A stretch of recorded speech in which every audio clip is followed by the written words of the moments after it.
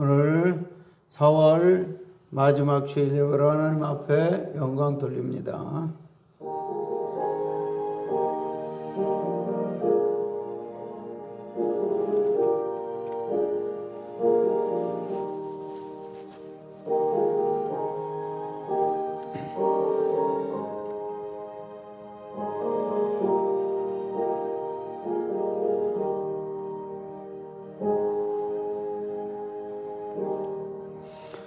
사월 한 달도 하나님의 은혜 가운데서 잘 지내게 하시고 마지막 주일 예배로 하나님 앞에 영광 돌리게 하시니 감사합니다.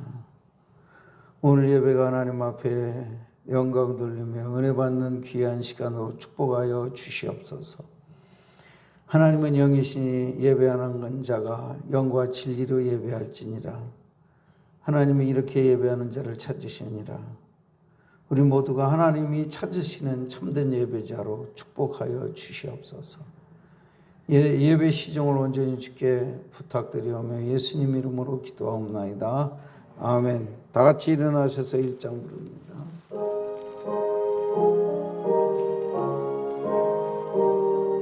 만복의 근원 하나님, 만복의 근원 하나, 온 백성 찬송 드리고 온 백성 찬송 드리. 저천사여 찬송하세.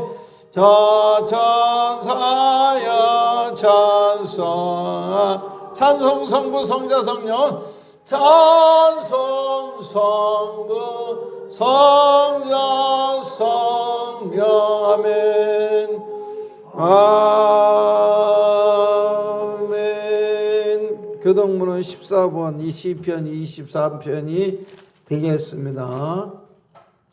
14번 시편 24편. 땅과 거기 충만한 것과 세계와 그 가운데 사는 자들은 다 여호와의 것이로다. 여호와께서 그 터를 바다 위에 세우시며 강들 위에 건설하셨도다. 여호와의 산에 오를 자 누구며 그의 거룩한 곳에 설 자가 누구인가. 곧 손이 깨끗하며 마음에 청결하며 뜻을 허탄한 데에 두지 아니하며 거짓 맹세하지 아니하는 자로다. 그는 여호와께 복을 받고 구원의 하나님께 의를 얻으리니 이는 여호와를 찾는 족속이요 야곱의 하나님의 얼굴을 구하는 자로다. 문들아 너희 머리를 들지어다. 영원한 문들아 들릴지어다. 영광의 왕이 들어가시리로다. 영광의 왕이 누구시냐. 하고 능한 여호와시요 전쟁에 능한 여호와시로다.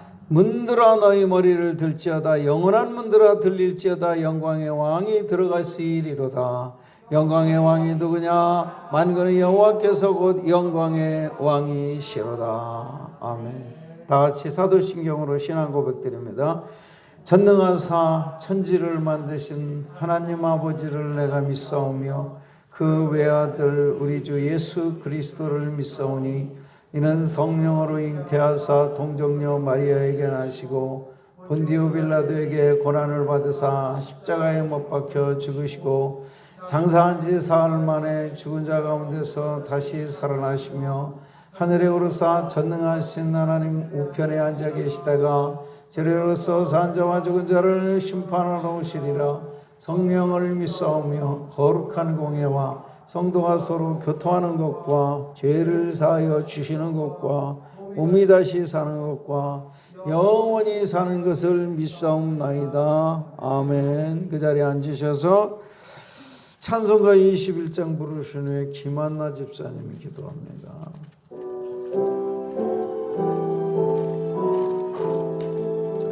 다 찬양하여라. 다 찬양. 전능한 창조해야죠. 능한 창조의 주 내오나 주 찬양. 내오나 평강과 구원의 주님. 평강과 구원의 주.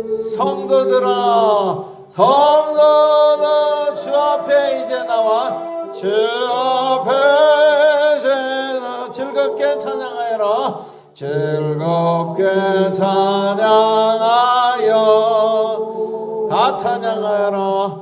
다 찬양 놀라운 마녀의 주께 놀라운 마녀의 주 포근한 날개 및 포근한 늘 품어주시는 주님 늘 품어주시는 주 성도들아 성도 주님의 품 안에서 주님의 품 안에 내 소원 다 이루리라 내 소원 다 이루리 다 찬양하여라 다 찬양 온몸과 마음을 바쳐 온몸과 마음을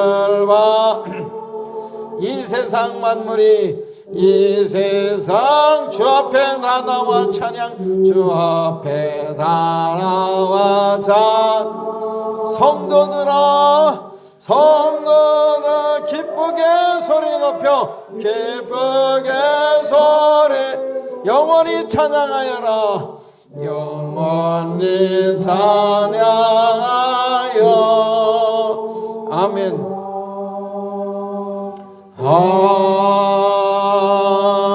아멘.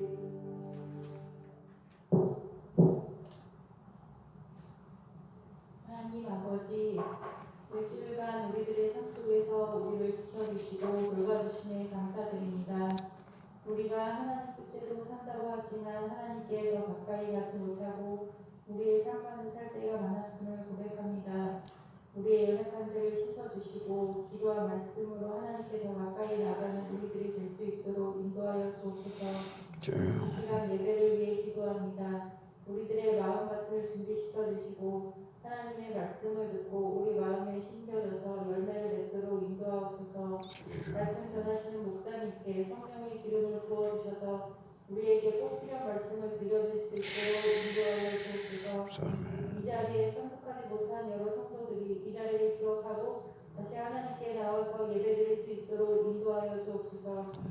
몸이 아프신 여러 성도님들의 건강을 치유하여 주옵시고 무엇보다 영원히 생명을 얻을 수 있도록 인도하여 주옵소서. 이 세계에 코로나의 질병이 없어질 수 있도록 인도하여 주셔서 자유롭게 활동하고 믿음 생활에 어려움이 없도록 인도하여 주옵소서. 이 나라의 유정자들이 하나님의 법에 거스르는 법을 만들지 않도록 인도하여 주시고 하나님의 뜻에 맞는 정치를 할 수 있도록 인도하여 주옵소서. 예배 끝까지 우리의 마음과 생각을 지키시며 은혜 받고 돌아가는 한 시간 되게 하여 주옵소서. 감사드리며 예수님 이름으로 기도드렸습니다. 아멘.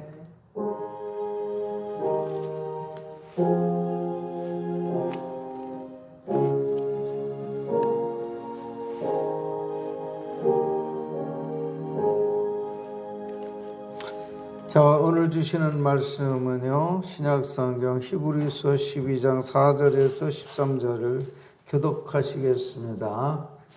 히브리서 12장 4절에서 13절을 교독으로 읽겠습니다. 자, 제가 먼저 읽습니다.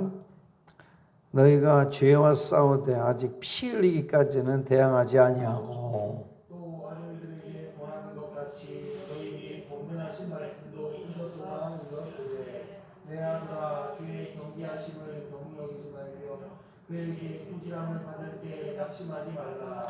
주께서 그 사랑하시는 자를 징계하시고 그가 받아들이시는 아들마다 채찍질하심이라 하였으니 너희가 참으면 징계를 받기 위함이라. 하나님이 아들과 같이 너희를 배도하시나니 어찌하여 너희가 징계하지 않는 아들이 있으리요. 징계는 다 받는 것이거늘 너희에게 없으면 사생자요 친아들이 아니니라. 또 우리 육신의 아버지가 우리를 징계하여도 공경하였거든. 하물며 모든 영의 아버지께 더러 복종하며 살려 하지 않겠느냐. 그들은 잠시 자기의 뜻대로 우리를 징계하였거니와 오직 하나님은 우리의 유익을 위하여 그의 거룩하심에 참여하게 하시느니라. 우리는 징계가 당시에는 즐거워 보이지 않고 슬퍼 보이나 후에 그로 말미암아 연단받은 자들의 의와 평강의 열매를 맺으리라. 그러므로 피곤한 손과 연약한 무릎을 일으켜 세우고 너희 발을 위하여 곧은 길을 만들어 저는 다리로 하여금 어그러지지 않고 고침을 받게 하라. 아멘. 이 시간에는 김혜진 집사님이 특송합니다.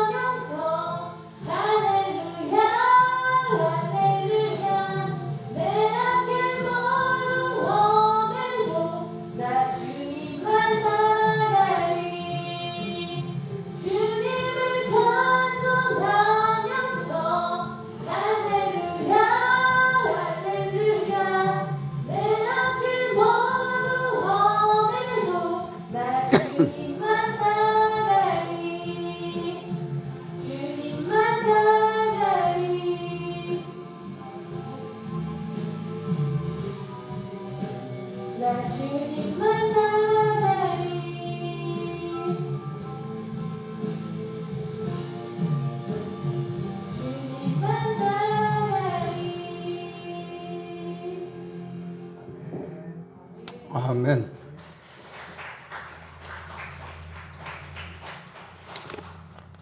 자, 오늘의 말씀의 제목은 사랑의 징계입니다. 따라서 하십니다. 사랑의 징계.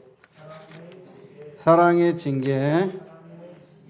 지난주 설교를 한번 되살림하도록 합시다. 지난주 설교 요약을 펴시기 바랍니다. 자, 보시면은 제목은 반석 위에 집을 세우라. 성경 본문은 마태복음 7장 24절에서 27절인데요. 서론을 다 같이 읽습니다. 시작. 마태복음 5장, 6장, 7장을 산상보훈이라 합니다. 산에서 가르치신 주옥 같은 귀한 말씀이라는 뜻입니다. 산상보훈의 결론이 오늘의 본문의 말씀인데 반석 위에 집을 지으라는 말씀입니다. 1. 성도는 신앙의 집을 반석 위에 세우라 하십니다. 신앙생활은 집을 짓는 일과 같습니다. 그런데 어떤 이는 반석 위에 짓고 어떤 이는 모래 위에 집을 지어 홍수가 나면 쓰러지고 맙니다. 반석 위에 지은 집이란 튼튼한 바탕에 집을 지어 홍수가 나도 흔들리지 않는 신앙인데, 그런 신앙은 말씀을 귀로만 듣지 말고 마음으로 받아들여 구원을 얻고 구원 얻은 새 생명의 마음으로 하나님을 사랑하여 그 사랑의 힘으로 하나님의 말씀을 성실히 지키는 사람을 바로 반석 위에 집을 짓는 신앙이라 그렇게 말하는 것입니다. 두 번째, 교회도 반석 위에 세우라 하십니다. 예수님은 마태복음 16장 18절에서 내가 내 교회를 이 반석 위에 세우리니 하는데, 이 반석이라는 베드로가 고백한 신앙 고백을 의미합니다. 마태복음 16장 16절에서 베드로는 고백하기를 주는 그리스도시요 살아계신 하나님의 아들이시니라고 했는데, 이 고백이 교회의 기초가 되는 진리의 반석인 것입니다. 이 진리를 믿고 구원을 받은 자는 교회가 됩니다. 이 고백으로 모인 우리가 바로 교회입니다. 이런 교회의 머리와 주인은 예수 그리스도가 되십니다. 그러므로 베드로의 신앙 고백 위에 교회는 세워지고 교회의 머리는 그리스도가 되시는 것입니다. 3번, 국가를 반석 위에 세우라.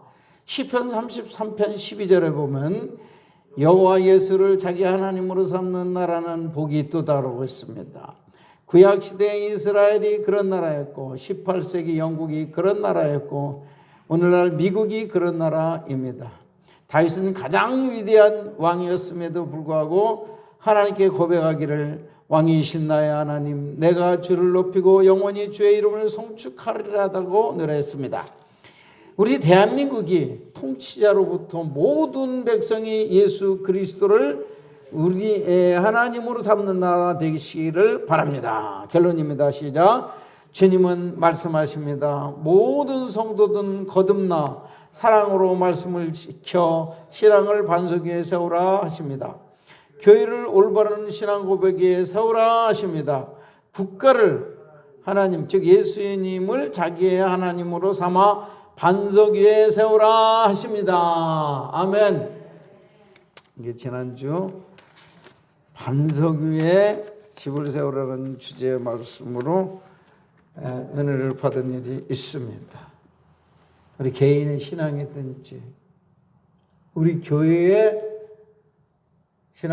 교회에 세우는 일이라든지 이 국가가 세워지고 운영하는 일이든지 전부 다 반석 위에 세워지지 않으면 다 쓰러지고 만다는 것입니다. 여러분의 신앙이 반석 위에 세워지는 신앙이 되기를 바랍니다.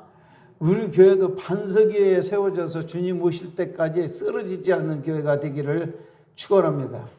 우리 대한민국도 튼튼한 성경이라는 반석 위에 세워지는 흔들리지 않고 영원히 발전하는 그러한 대한민국이 되기를 축원합니다.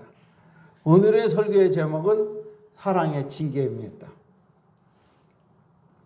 부모가 자녀를 양육할 때 자녀가 좋아하는 것만을 주지 않습니다. 때로는 자녀가 좋아하지 않은 것들을 줄 때도 있습니다. 그 가장 좋은 예가 자녀가 가장 싫어하는 것이 뭐냐? 부모님 매를 드는 것입니다. 부모는 자녀가 좋아하는 것만을 주는 자가 아니라 자녀에게 무엇이 유익하고 무엇이 필요한가를 주는 사람이 바로 부모인 것입니다. 그러니까 자녀에게 꼭 필요한 것은 자녀들이 잘 모를 수도 있습니다. 그런데 부모는 정확하게 알아요. 그러니까 자녀가 필요하고 유익한 것을 자녀들은 싫어할 수도 있습니다. 싫어하든 좋아하든 그건 상관없어요. 부모는 자녀가 좋아하는 것을 주는 자가 아니라 뭐를 주는 자요? 필요하고 유익한 것을 주는 사람이 자녀인 것입니다. 그렇기 때문에 부모가 주는 것을, 부모가 하는 일을 자녀들이 다 기뻐할 수는 없습니다. 어떤 때는 싫어하고 지독하게 싫어하고 반항할 수도 있습니다. 그러나 거기에 구애되지 아니하고 부모는 오직 자녀가 좋아하는 것만을 주지 않고 오직 자녀가 필요하고 자녀에게 유익한 것만을 주는 것입니다. 우리 하나님 아버지도 마찬가지입니다. 우리 성도들이 좋아하는 것만을 주시는 하나님이 결단코 아닙니다. 우리 자녀에게 필요한 것을 항상 주시기를 원하시는 분이 우리 하나님 아버지인 줄 믿으시기 바랍니다. 그러니까 하나님은 우리에게 우리가 싫어해도 우리가 필요하기 때문에 어떤 일을 주시고 필요하기 때문에 우리에게 영적으로 유익하기 때문에 우리가 어떤 때는 축복도 주시지만 물질도 주시지만 건강도 주시지만 어떤 때는 병도 주시고 어떤 때는 우리가 싫어하는 어떤 사고도 만나게 하시는 것입니다. 그러니까 우리의 생각이 옳겠습니까? 하나님의 생각이 옳겠습니까? 하나님 판단이 옳겠습니까? 우리의 판단이 옳겠습니까? 그러니까 하나님이 주시는 모든 것은 다 옳은 것이고 좋은 것인 줄로 우선 믿으시기 바랍니다. 그러니까 우리에게 불필요한 것을 주시지 않습니다. 우리에게 무익한 것을 하나님은 결단코 주시지 않는다는 사실을 일단은 믿으셔야 됩니다. 할렐루야. 그리고 나서 지금 오늘 설교를 들으셔야지 이 설교가 여러분에게 피가 되고 살이 될 것입니다. 첫째로 하나님은 아무나 징계를 주지 않습니다. 아무나 매를 때리지 않는다는 사실입니다. 우리 육신의 부모도 남의 자식이 뭐 잘못했다고 해서 데려와서 남의 자식 매를 때릴 수 있습니까? 절대 그럴 수 없습니다. 그 자식은 그 부모가 때리는 거지 내가 때릴 자격이나 권한이 없는 거예요.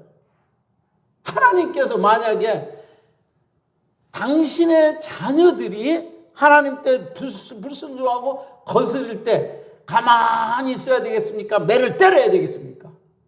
여러분이 대답하세요. 가만히 있어야 되겠어요? 아버지가 우리를 사랑한다면 매를 때려야 되겠습니까? 그럼 우리를 하나님한테 불평하거나 반항해야 되겠습니까? 감사해야 되겠습니까? 그게 하나님의 사랑입니까? 우리를 대한 미움입니까? 믿으십니까? 이거를 분별을 못하면은요, 자꾸 감사가 안 생기고 자꾸 하나님께 불평 불만이 생긴단 말이에요. 거스리게 된단 말이에요. 반항하게 된단 말이에요. 그런 일이 없기를 축원합니다. 하나님의 징계를 하나님의 사랑으로 받아들일 수 있는 그런 믿음을 가지시기를 바랍니다. 5절을 보십시오. 또 아들들에게 빨리 띄워주세요. 5절. 또 아들들에게 권하는 것 같이 너희에게 권면하신 말씀을 잊었도다. 일렀으되 내 아들아 주의 징계하심은 여기서는 견책을 경히 여기지 말며 그의 꾸지람은 책망입니다. 하나님 우리를 사랑하시기 때문에 꾸지람을 주시고 책망도 주시고 견책을 주시는 것입니다. 꾸지람을 받을 때 낙심하지 말라. 6절에 보면 주께서 그 사랑하시는 자를 징계하시고 그가 받으시는 아들마다 채찍질 하심이니라. 아멘. 사랑하시긴 사랑하는 자녀이기 때문에 책망도 하시고 꾸지람도 하시고 또 채찍질도 하신다는 것입니다. 이걸 한마디로 책망, 견책, 꾸지람, 그 다음에 채찍질, 이걸 다 한마디로 말하면 뭐죠? 징계예요, 징계. 책망, 꾸지람, 견책, 그 다음에 매질, 다 징계라고 말할 수가 있는데 징계는 아무나 받는 게 아니에요. 사랑하는 자녀만 징계를 받을 수 있는 거예요. 우리가 마귀의 자식이라면 우리 하나님 때리지도 않아요. 잘못했든지 말든지 하나님께서 마귀에게 그냥 내버려둔 사람들은 절대 그들을 간섭하지 않는다는 사실을 바랍니다. 이게 간섭이라는 것이 하나님의 사랑인 것을 믿으셔야 돼요. 간섭이. 뭐 간섭한다고 여러분 거의 불평, 불만하고 반항하고 거스르면 안 된다 그 말이에요. 간섭이 사랑인 것을 믿으시기 바랍니다. 목사가 어떤 때는 간섭할 수도 있어요. 여러분들이 신앙생활 잘못하면은 왜 그렇게 합니까? 꾸지람 지를 수도 있단 말이에요. 근데 여러분 반항할 거요? 그냥 감사함으로 받아들일 거요? 받아들이지 않으면 누구만 손해요? 하나님은 손해볼 일이 없어요. 목사도 손해볼 일이 없어. 받아들이지 않으면 자기만 손해요. 그러니까 여러분은 징계의 때에 믿음으로 감사함으로 그 징계를 받으셔야만 된다는 것입니다. 육신의 부모가 자녀를 양육할 때 자녀가 불순종하거나 거스르면 처음부터 매를 듭니까? 처음부터 매를 들지 않아요. 그래 징계에는 여러 가지 단계가 있다고 말해요. 견책, 권면과 견책이 있고 그 다음에는 책망과 꾸지람이 있어요. 그것이 반복이 됩니다. 반복이 돼서 그래도 말을 안 듣고 불순종하고 거절하면 그때 가서 육신의 부모도 매를 내서 아주 그냥 호되게 아프게 정신이 번쩍 나게 매를 치는 것입니다. 우리 하나님께서도 첫 번부터 우리를 매질하고 가혹하게 그렇게 하지 않습니다. 처음에는 경고성, 권면을 하십니다. 너 그렇게 하면 안 돼. 순종해야 돼. 순종해야 돼. 이게 반복이 돼요. 아니면 그 다음에는 더 세게 이제 책망이 들어갑니다. 안 돼! 그건 안 되는 일이야. 강하게 책망하죠. 경고를 줍니다. 안 되기 몇 번 반복됩니다. 하나님은 사랑이 많으셔서 첫 번부터 이렇게 매를 때리신 분이 아니다고 말해요. 제가 어렸을 때 어린 자녀들을 삼남매를 키울 때도 절대로 첫 번부터 매를 때리지 않습니다. 잘못했다고 그래서. 내가 첫 번부터 매를 때렸습니까? 기회를 줍니까? 빨리 지금 삼남매 얘기를 하세요. 첫 번부터 내가 매를 때려서 기회를 줬어. 어떻게 기회를 줬어? 한번 얘기를 해봐. 기억이 안 나요? 우리 김하나 집사님. 안 나. 김혜진. 안 나. 기회를 줬지. 말로 처먹는 얘기를 기회를 줬지. 처음에는 그렇게 해요. 너 그렇게 하지 마라. 그러고서 말을 해요. 근데 지가 어지러놓고 예를 들어서는 거야. 자기 실컷 방을 어지러놓고 개판을 쳐놔버렸어. 그냥. 뭐 보기도 힘들 정도로 어지러놨어요. 빨리 방 치워라. 그럼 말 안 들어요. 그럼 내가 어떻게 했나 이제 기억을 되살려봐. 자, 내가 10시 때까지다. 10시 때까지 안 오면은 이제 매 들어간다. 그렇게 하는 거 기억나냐 안 나냐? 나지 이제. 열을 쉽니다. 10시 때까지다. 하나, 둘, 셋, 넷, 다섯, 끄떡도 안 해요. 9대도 끄떡도 안 해요. 9, 그래 놓고, 그 다음에 또 기회를 또 줘. 그 다음에 열이면 이제 매가 들어가는 거야. 그 다음에 내가 어느 정도 기다리냐? 9반, 그럽니다.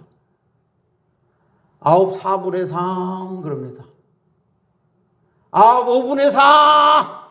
그때도 하면은 그때 움직이는 애가 있습니다. 누구라고 말 안 해요. 2 사람은 움직입니다. 그 정도 되면. 근데 한 사람은 안 움직여. 9반 5분의 4! 그냥 막 들어가는 거예요. 이제 그 다음에는. 그랬죠? 기억나요? 안 나요? 그랬어. 틀림없이. 그만큼 참고 기다리시는 분이 누구요? 육신의 아버지도 그들의 첫 번부터 매를 때리지 않더라고 말이에요. 기회를 주는 거야. 가라면 너 빨리 순종해. 순종해. 매 맞기 싫으면 순종해. 기회를 그렇게 주는데도 누구라고 얘기 안 해요. 고집이 센 자녀가 있습니다. 끝까지 하러 가면 아빠가 나를 때려. 진짜 때려? 진짜 안 때릴 거야. 난 때릴 거야. 안 때릴 거야. 열하면서 그냥 막 들어가는 거예요. 저는 그냥. 열하면서 그 다음에는 이제 용서 없습니다. 여러분은 기회를 주실 때 얼른 순종할래요? 끝까지 버틸래요? 어떤 게 지혜로운 거예요? 기회를 좋은 말로 할 때, 우리도 좋은 말 때 순종하면은 매를 안 맞아. 하나님도 마찬가지예요. 우리가 좋은 말로 견책하거나 좋은 말로 권면할 때 그때 순종하면은 책망도 안 받아. 근데 책망을 받는데도 움직이지 않아. 그것도 몇 번 책망을 하는데도 움직이지 않아. 그럼 어떻게 돼? 육신의 부모님도 끝까지 참습니까? 그러니까 나중에는 이제 채찍 들어갑니까?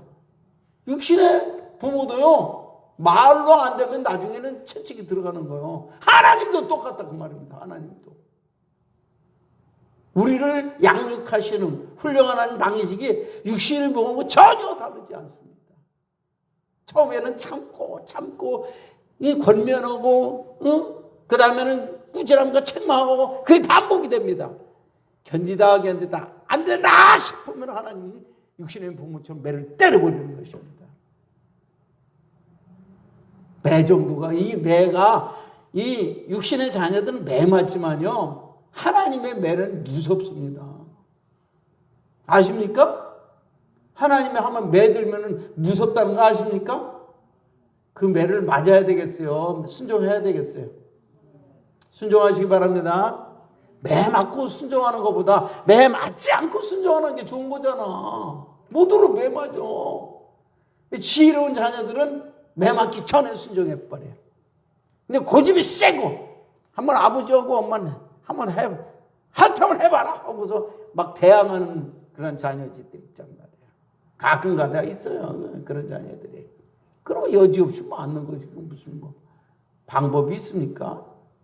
부모를 어떻게 이깁니까? 우리가 하나님을 어떻게 이기냐고요. 이길 수가 없어요. 하나님 무작정 기회를 주시는 분이 아니에요. 하나님 기회를 주시다가 더 이상이 안 된다 싶으면 이제는 징계가 때려지는 것입니다. 이 징계는 첫 번부터 큰 매를 들지 않아요. 권면과 책망을 거쳐서 그것이 반복이 되다가 그 이상 안 되면 그 다음에 하나님도 무섭게 우리를 치신다고 말입니다. 자, 그러면 권면하든지 꾸준함과 책망하든지 하나님이 또 무섭게 매를 치든지 그런 것들이 우리를 미워하는 것입니까? 사랑하기 때문에 그런 것입니까? 그 사랑이라는 것을 우선 믿으셔야 돼요. 할렐루야. 그래서 여러분들이 지금도 매를 맞는 사람이 있을지도 모르겠어요. 하나님께 매를 맞고 징계를 받는 사람도 있을지도 모르겠어요. 저도 과거에 많이 맞아봤어요. 난 고집이 씌어가지고 되게 맞을 때도 있었어요. 많이 맞을 때도 있어요. 근데 지나놓고 보면 이게 너무나 이게 나 멍청하구나. 왜 매를 맞고서 그렇게 순종을 해요? 바보처럼. 응? 매 맞기 전에 순종해버리면은 하나님도 기뻐하시고 나도 편할 텐데 왜 매를 맞고 순종을 하냐고. 우리가 이게 멍청하고 무지해서 매 맞은 다음에 정신 차린단 말이야. 제발 그러지 않기를 축원합니다. 그리고 우리가 갓난아이 때는 갓난아이가 똥 싸고 뭉갠다고 그래서 매 때립니까? 안 때립니까? 갓난아이가 똥 싼다고 부모님이 칭찬해요.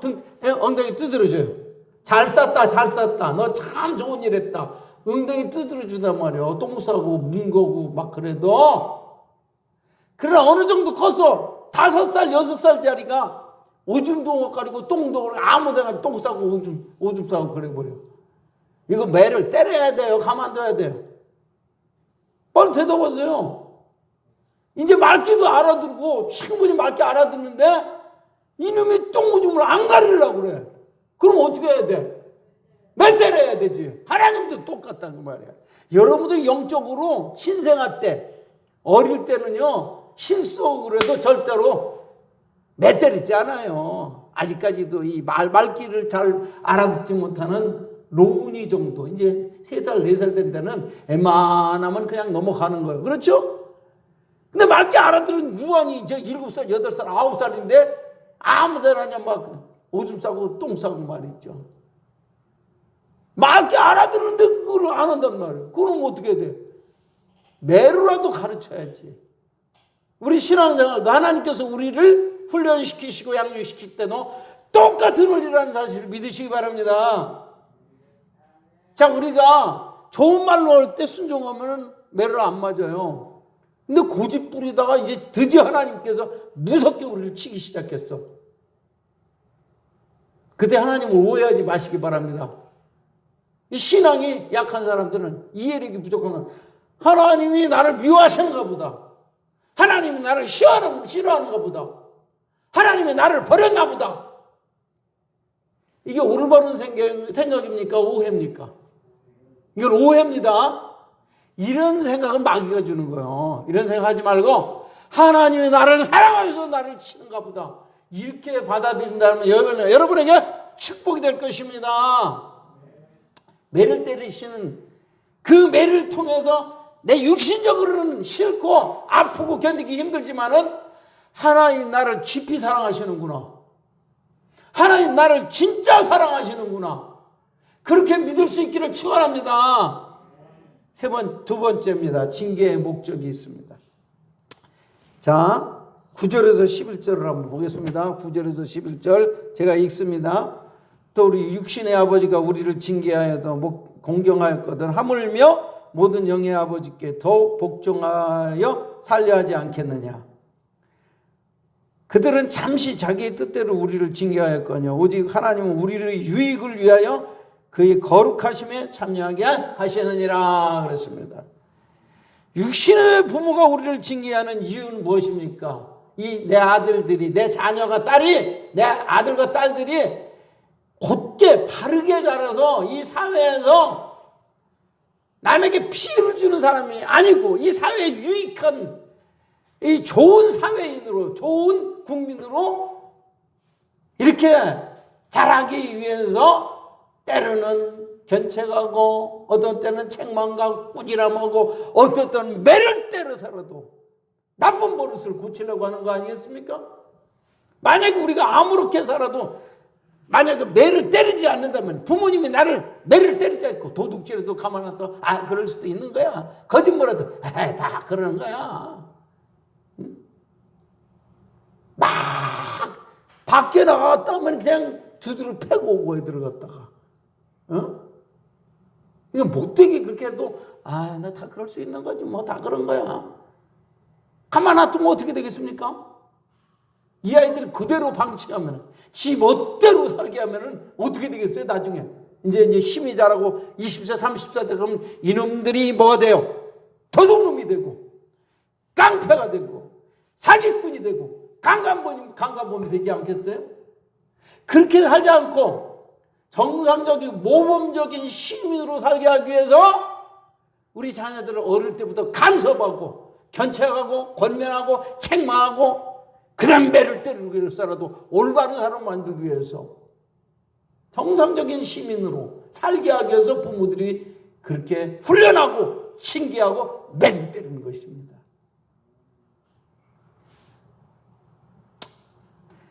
하나님께서 왜 우리를 때리실까요? 하나님은 우리의 영육간의 유익을 위해서 우리를 징계하신다고 그랬습니다. 영육간의 유익을 위해서요. 그 다음에 그보다 더 중요한 것은 우리가 하나님의 거룩에 참여하기 위해서. 하나님은 어떤 분이십니까? 지금 얘기하신 대로 하나님은 거룩하신 분이에요. 하나님은 불의하지 않다 그 말입니다. 더러움이 없다 그 말이에요. 깨끗하고 성결하고 선하고 의로우신 분이라 이 말이에요. 거룩하신 분이라는 것은.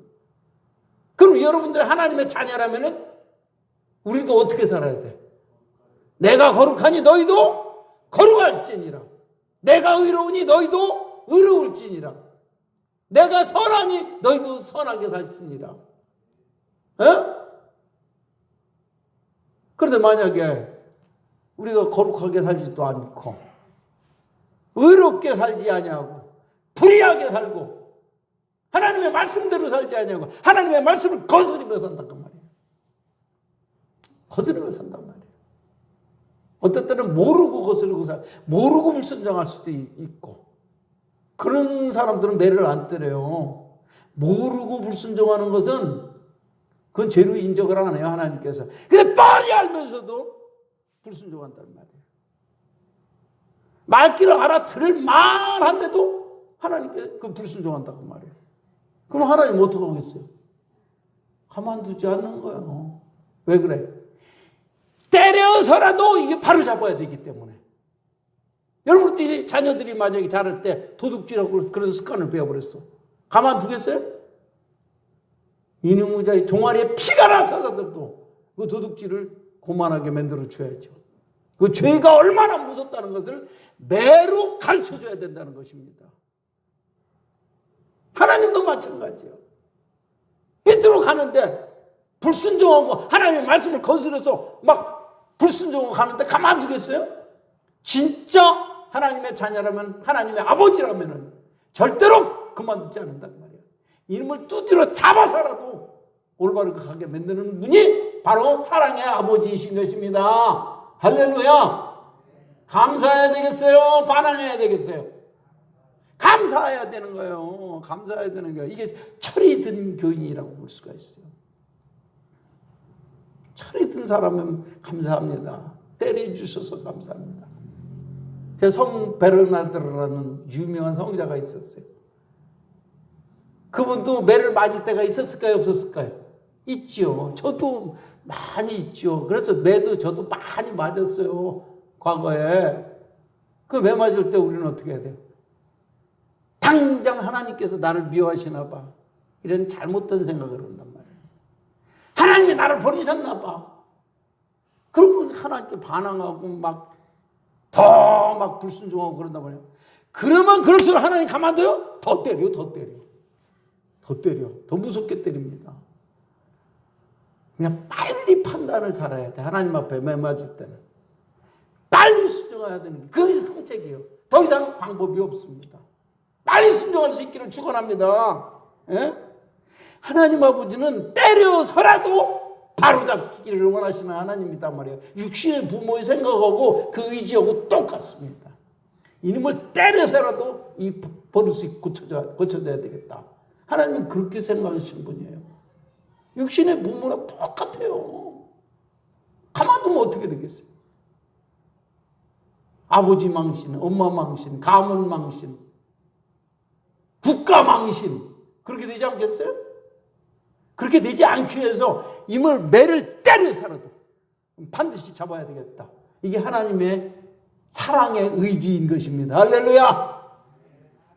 그래서 우리가 거룩하지만은 거룩한 사람이 되지 않으면은 하나님의 자녀로서 인정을 못 받는 거예요.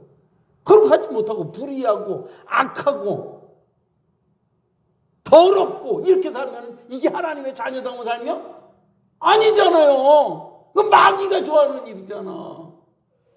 아니 하나님의 자녀가 어떻게 마귀의 자녀같이 살아? 하나님은 견디겠습니까? 못 견딘다 이 말이야. 하나님의 자녀가 마귀의 자녀같이 사는 것을 하나님은 결단코 인간의 표현식으로 눈 뜨고 못 보는 거예요. 내 자녀가 왜 이 마귀를 닮았어? 이놈을 때려서라도 반드시 내 자녀로 내 자녀답게 만들어야 되겠다. 그래서 그 때리는 것이 그게 사랑의 징계라는 것입니다. 이해가 되시면 큰 소리로 하면. 그래서 사랑이지 그 결단코 미워서 때리는 건 결단코 아니라는 거 오해하지 마시기 바랍니다. 응? 그래서 하나님께서 거룩해져야지. 하나님의 자녀다운 자녀는 뭐예요? 거룩해야지 하나님의 자녀다운 자예요. 의로워야지 하나님의 자녀예요. 하나님의 자녀다운 자예요. 어? 선하게 살아야지 하나님의 자녀다운 자니. 악하고 불의하고 더럽고 이렇게 살면 어떻게 축복 주겠어요? 하나님의 내 아버지라고 그래도 내가 마귀같이 살면은 하나님이 축복 주겠어요? 안 주겠어요? 빨리빨리 대답해요. 하나님의 자녀라고 그래도 마귀같이 살면은 하나님의 축복 받겠습니까? 줄 수가 없어요. 회개하지 않고 그대로 가면은 하나님의 진노가 내린단 말이에요. 심판하면은 그건 끝장나는 거지만 심판을 하지 않지만 하나님은 어떻게 해요? 징계하신다 이 말이에요. 심판은 내 사랑이 끝나버리는 거예요. 그러나 우리가 하나님의 자녀는 심판까지는 하지 아니하시고 우리를 깨닫고 회개하기 위해서 징계하신다는 사실입니다. 자, 그렇게 해서 이제 세 번째는 징계의 결과와 징계를 받는 자세에 대해서 들으시기 바랍니다. 자, 보십시다. 11절에서 13절입니다. 다 같이 읽겠습니다. 시작. 무릇 징계가 당시에는 즐거워 보이지 않고 슬퍼 보이나 후에 그로 말미암아 연단받은 자들은, 연단이 훈련받은 자들이라는 뜻이에요. 훈련. 훈련받은 자들은 의와 평강의 열매를 맺느니라. 그러므로 피곤한 손과 연약한 무릎을 세우고 너희 발을 위하여 곧은 길을 만들어 저는 다리로 하여금 어그러지지 않고 고침을 받게 하라 그랬습니다. 여기에서 11절에서는 징계의 결과가 뭐냐? 그 징계의 결과가 의와 평강한 열매를 맺는다는 거예요. 하나님의 자녀답게 만들어진다는 뜻이요. 뭐를 통해서? 징계를 통해서 불의한 자가 의롭게 되고, 평화가 없는 자에게 이제 평화를 주신다는 거예요. 참 좋은 거지. 영적인 아름다운 열매들이 있죠. 그럼 이제 징계를 받을 때 그 과정까지 이르기 위해서 우리는 어떤 자세로서 징계를 받아들이느냐. 이것을 12절과 13절에 잘 표현하고 있습니다. 첫째로 우리가 징계 받을 때의 자세에 대해서 어떤 마음으로 우리는 징계를 받아야 될 것인가. 첫째입니다. 징계 받을 때 제일 먼저는 우리는 자기 잘못을 깨달을 줄 알아야 돼. 아, 내가 불순종했구나. 내가 잘못했구나. 하나님의 명령을 거스렸구나. 그걸 깨닫고 회개를 하라 이 말입니다. 뭐부터 해야 돼요? 징계받을 때 내 죄를 깨닫고 회개해야 된다는 것입니다. 그리고 나서 절대로 하나님의 사랑을 의심해서는 안 됩니다. 의심하면 회개가 안 돼요. 의심하지 말기를 바랍니다. 하나님 나를 때리면서도 사랑으로 때리는 거지 미워서 때리는 게 아니라는 사실을 거기서 의심이 있어서는 안 돼요. 하나님의 사랑에 대해서. 두 번째, 이렇게 매를 맞으면서도 우리는 뭘 해야 돼요? 기도해야 돼. 기도해야 돼. 이거 손과 무릎에, 이거 봐요. 12절을 보면 그러므로 피곤한 손과 연약한 무릎을 일으켜 세우라고 그랬습니다. 이 손과 무릎을 일으켜 세우라는 말은 우리가 기도할 때 일반적으로 손을 모으죠. 기도하는 자세가 이러죠. 일반적으로. 그 다음에 기도할 때 진짜 간절한 기도할 때는 우리가 어떻게 해? 무릎을 꿇고 기도하죠. 그러니까 손과, 이게 우리가 징계를 받을 때는 책망을 받거나 하나님께 의도 터질 때는 힘이 풀려버려요. 낙심이 돼가지고. 손도, 근데 무릎도 아무 힘이 없어져. 손과 다리에 힘이 쭉 빠져버려요, 그냥. 하나님 나를 버렸나 보다. 낙심이 된다, 그 말이에요. 여기 아무런 영역이 없습니다. 징계받으면서 우리는 머리로 깨달아야 돼. 그래, 깨닫고 내 죄를 깨닫고 회개해 나가야 되는데 거기서 끝나지 말고 그 다음에는 어떻게 돼? 손으로, 발로 무릎을 꿇고 기도해야 돼. 왜 기도해야 돼? 기왕 맞았으니까 이제는 깨닫고 바로 서야지.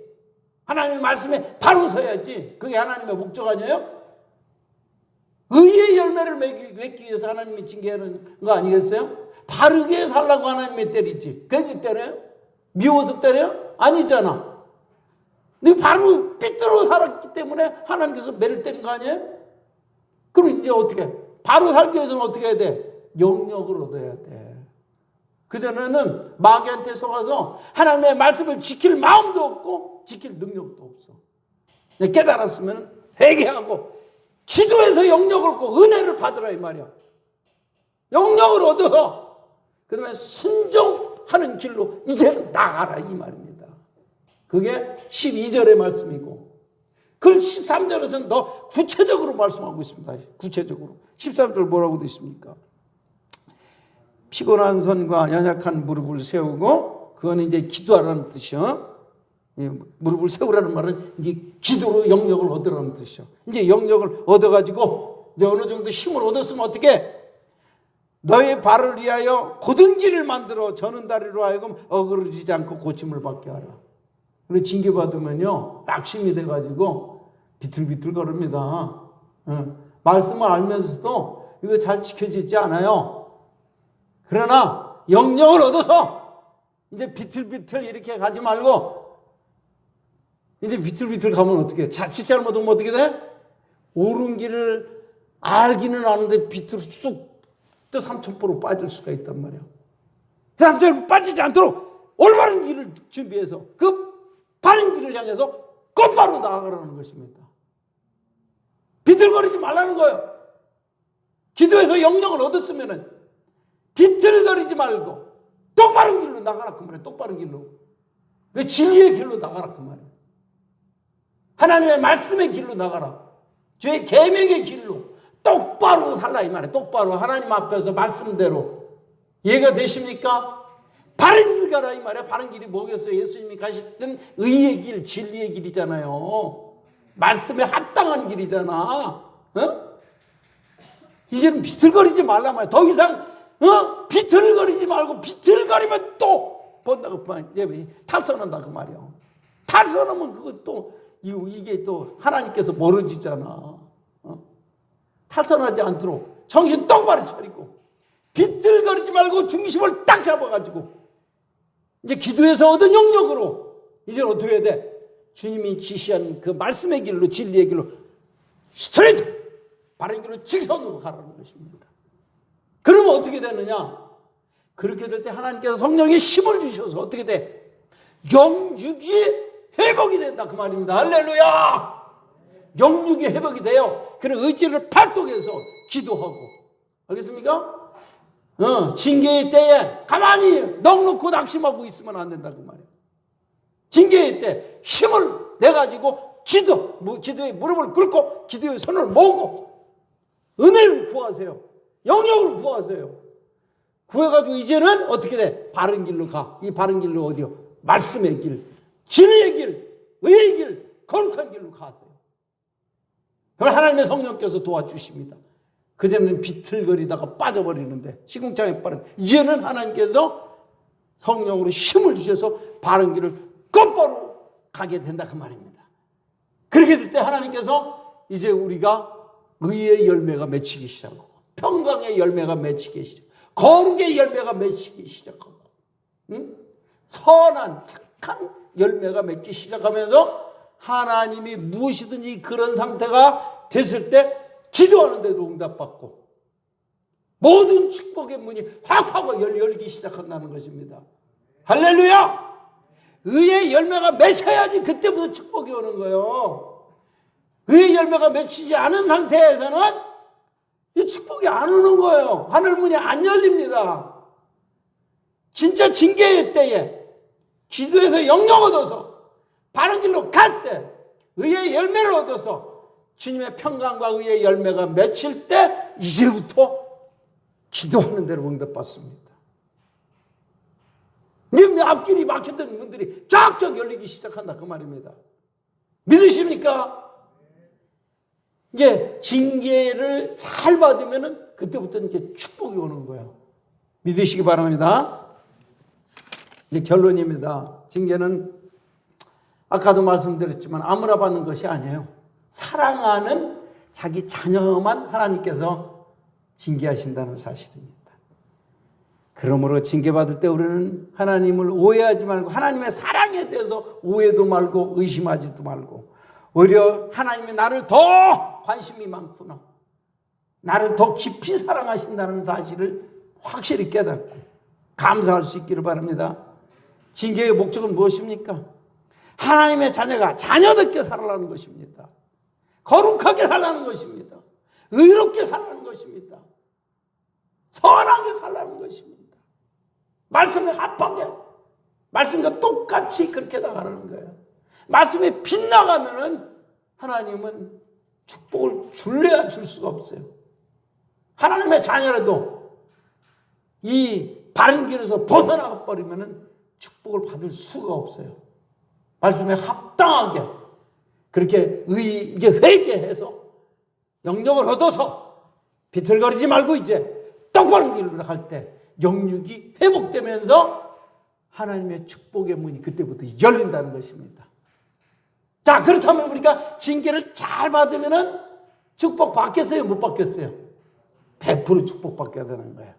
그것은 영적인 변화가 일어나야 되는 것이고 영력을 얻게 될 것이고 우리 성품이 예수 그리스도와 같은 의롭고 아름답고 선한 성품으로 만들어진단 말이에요. 징계를 통해서. 할렐루야!